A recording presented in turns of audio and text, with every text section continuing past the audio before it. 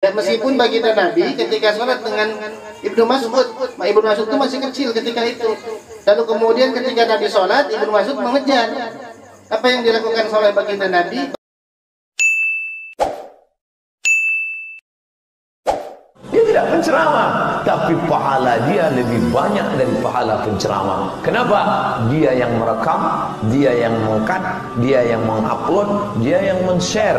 Dan ketika itu ditonton oleh seluruh orang di permukaan bumi, mengalir pahalanya. Assalamualaikum warahmatullahi wabarakatuh. Izin bertanya, Ustaz. Soalnya kenapa kurang sih? Kenapa gitu? Mau nanya nih terkait masalah sholat. Terkadang kan kita sholat suka ketinggalan. Terus yang ini kan belum selesai. Nah, pertanyaannya, niatnya apa nih kita? Apakah Noel heula tarak niat apa niat heula tarak Noel gitu dah. Terus eta wae nanyana. Assalamualaikum warahmatullahi wabarakatuh. Waalaikumsalam warahmatullahi wabarakatuh. Baik. Iya. Berkaitan dengan sholat. Kalau kita sholat, yang masuk rukun itu Noel apa niat? Niat. Ya, niat itu masuk kategori rukun bangsa hati, bangsa kolbu. Ya, dan niat itu bukan usolli fardal maghribi, usolli fardal isya'i yang kita ucapkan, bukan. Itu disebutnya lafdzun niyah. Dia disebut dengan lafaz niat.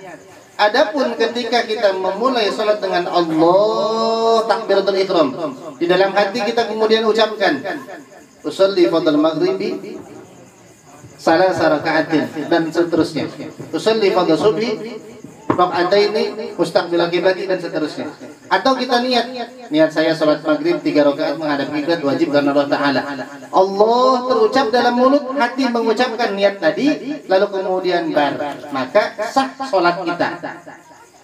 Adapun tadi ketika mengucapkan usolli itu nggak diucapkan juga tetap sah. Tapi kita tidak dapat kesunahan menurut pandangan ulama kita. Tapi kalau pandangan ulama mazhab yang lain itu berbeda pandangan, khususnya teman-teman kita yang Wahabi. Maka kalau Wahabi itu mereka nggak pakai niat tadi, lafaz niat. Yang penting di dalam hati. Adapun ketika menepuk nih, kan kita mau masuk pertiwanya, ditepuk ke orang teh, eta mah kode bahwasannya uing teh aik makmum ke anjeun gitu. Bising teh nyahun. Makanya kalau kita bermakmum masbuk, hendaknya berdirinya jangan terlalu jauh. Misalkan ada orang yang sholat sendiri, dia sudah dapat berapa rakaat kita lihat, lalu kemudian kita berdiri, maka hendaknya kita berdirinya itu di samping kanan daripada orang yang sholat tadi. Ya, kalau ulama-ulama kita mengajarkan jangan sama. Ya, meskipun baginda Nabi ketika sholat dengan Ibnu Mas'ud, Ibnu Mas'ud itu masih kecil ketika itu. Lalu kemudian ketika Nabi sholat, Ibnu Mas'ud mengejar.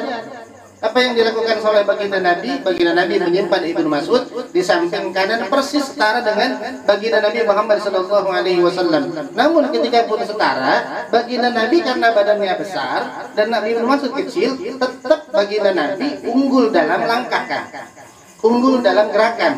Rukunya tetap menjadi menang tuh ukurannya gitu.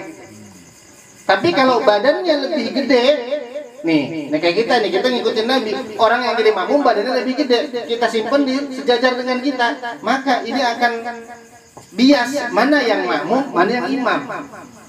Maka ulama kita karena ikhtiyat hati-hati, itu si makmum hendaknya melangkah paling tidak 1 jengkal. Berbeda dengan imam. Ketika kita berdiri di belakang imam, lalu kemudian mengucapkan usolli fardhu zuhri arba'a raka'atin mustaqbilal qiblati ma'muman lillahi ta'ala, seyogianya sebetulnya nggak perlu mentepuk, karena itu sudah terdengar.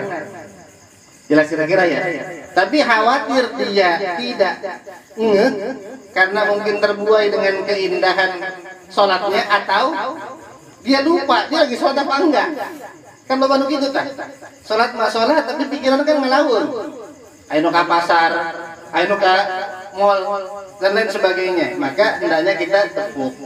Tepuknya pun itu juga pakai aturan. Ya jangan ditepuk dengan kencang, jangan. Grupok, gantong. Kode we pupuk gitu, 2 kali cukup. Wallahu a'lam bishawab.